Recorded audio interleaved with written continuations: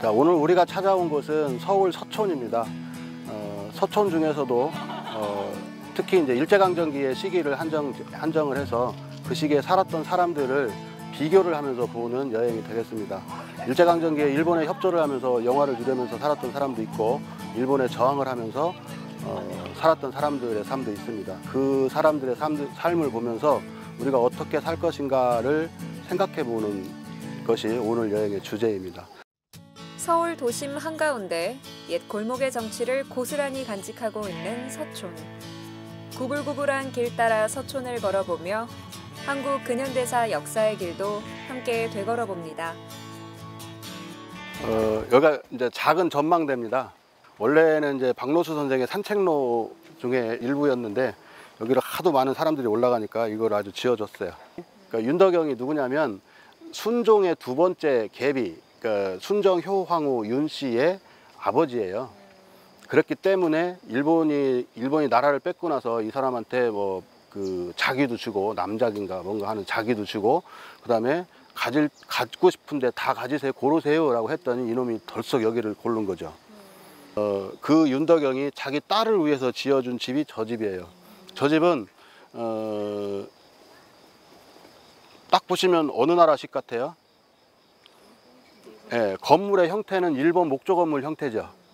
목조 건물 형태인데 벽돌을 썼으니까 중국식도 들어있고, 1층에는 온도를 깔았으니까 한옥도 차용했고, 2층에 올라가면 벽난로도 있고 마루가 깔려있고 다다미방이 있으니까 또 일본식이기도 하고, 유럽, 중국, 일본, 한국이 다 짬뽕된 그런 집이에요. 아마 그 시대에 저런 집을 짓고 싶었다라고 생각할 수도 있겠지만, 저 집을 지은 설계자가 아니라 주문자죠. 주문자가 이렇게 지어줘라고 하니까 설계자가 짓는 거니까 주문자의 생각이 아주 뭐라 그럴까, 새로운 것을 좋아했다고 평가할 수도 있겠지만 개념 없음도 되죠. 그래서 뭐 이것도 저것도 아닌 그런 집인데, 화가 박노수 씨가 저거를 가지게 되면서 요 주변에 여기 갖다 놓은 돌들, 여기 보면 도락도 있죠. 돌들, 산책로, 심은 나무, 이런 것들이 전부 이제 박노수 선생이 여기서 한 20년 넘게 살면서 가꾼 것들입니다. 요 옆으로 돌아가면 저 앞마당에 있는 돌들, 뭐 수석들, 이것도 다 그분이 이제 갖다 놓으신 수집품들이에요. 요즘에는 이곳에서 별에는 밤이라고 하는 시를 쓴 것 같다, 뭐 하고 자화상이라는 시를 쓴 것 같다라고 하는데 확실하지는 않아요. 확실하지는 않고, 그러니까 저분이 남긴 시 중에 뭐 기억나는 거 뭐 있으세요? 별에는 밤. 네, 여학생들이 아주 좋아하는 별에는 밤이죠. 또 제일 유명한 시는 서시. 하늘을 우러러 한 점 부끄러움이 없기를. 사실은 그렇게 못 살죠. 사람이 그렇게는 못 사는데 20대 청년의 마음에는 자기가 살았던 모든 것이, 행동하지 못하는 것이 부끄러웠을 수도 있었을 것 같아요. 근데 그 시대를 굉장히 고민하면서 또 민족으로 해서 내가 뭔가를 못하는 거에 대해서 안타깝게 생각하는 그런 마음이었기 때문에 참여시인이라고 분류를 하고 순국선열로 분류를 하는 그런 분이 윤동주 선생입니다. 자, 이제 저 위에 인왕산이 바라보이는 계곡으로 가겠습니다. 저 앞에 보이는 산이 인왕산이고요. 보시면 치맛자락처럼 막 이렇게 찢어져 있죠. 주름이 져 있죠. 그래서 치마바위라는 이름이 붙었습니다. 중종이 자기 형 쫓아내고 왕이 됐을 때 17살이었거든요. 기분 좋다고 자기 부인 데리고 가서 이제 왕의 즉위를 했어요.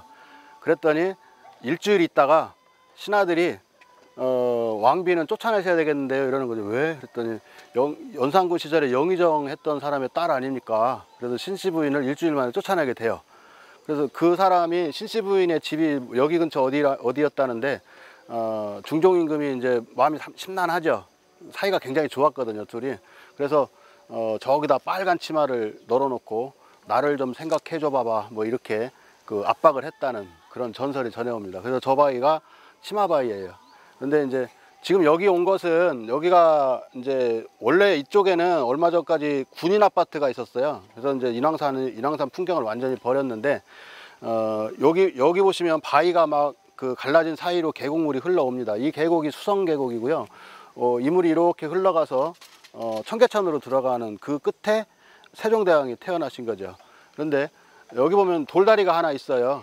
돌다리가 하나 있고 겸재정선이 또 그림을 그려서 수성동이라고 하는 계곡 그림을 이렇게 여기서 보고 인왕산과 요 계곡을 그린 그림이고요.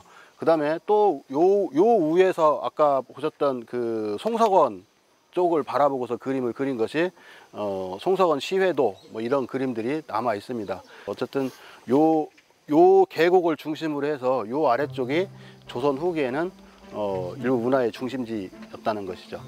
오늘 길 위의 인문학을 통해서 좀 뜻깊은 시간을 많이 가졌고, 미술관이랑 그리고 윤동주 시인님의 터를 보면서 일제강점기 때 살아오셨던 분들에 대해 많이 알아가는 유익한 시간이 되었습니다. 그냥 지나가 볼 수도 있는 공간인데 우리가 예전에 계셨던 우리 삶을 통해서, 인문학을 통해서 우리의 삶을 어떻게 살아가야 하는가를 많이 알아볼 수 있었고, 그리고 같은 공간이어도 이렇게 어떤 이야기가 숨어져 있는지를 들으면서 함께 탐방을 한다는 것이 소풍을 오는 기분처럼 굉장히 설레고 좋은 것 같아요. 그리고 저도 또한 다른 분들에게 여기서의 좋은 경험들을 나누고, 앞으로도 어떤 여행을 할 때에도 이러한 숨겨져 있는 이야기들을 많이 찾아봐야겠다라는 생각을 할 수 있었던 좋은 기회였던 것 같습니다. 이번 검암도서관 길이의 인문학, 인문학으로 만나는 워라벨인데요. 그 탐방을 통해서 이제 어떻게 살 것인가를 생각해 보기 위해서 개최하게 되었습니다. 기루의 인문학. 이번 주제 도서는 김수현 작가의 나는 나로 살기로 했다입니다. 이 책은 내가 누구인지 고민할 시간조차 없는 현대인들에게 나를 돌아보게 하는 시간을 선물합니다. 남처럼 사는 것이 아니라 나처럼 살 수 있는, 진짜 나로 살기 위해 우리가 한 번쯤 생각하고 고민해봐야 할 것들이 무엇인지를 알려주고 있습니다. 2018년 길이의 인문학 프로그램을 운영하고 있는 검암도서관은 사서의 전문성을 바탕으로 구민이 요구하는 장서 구성과 차별화된 프로그램을 운영하고 있습니다.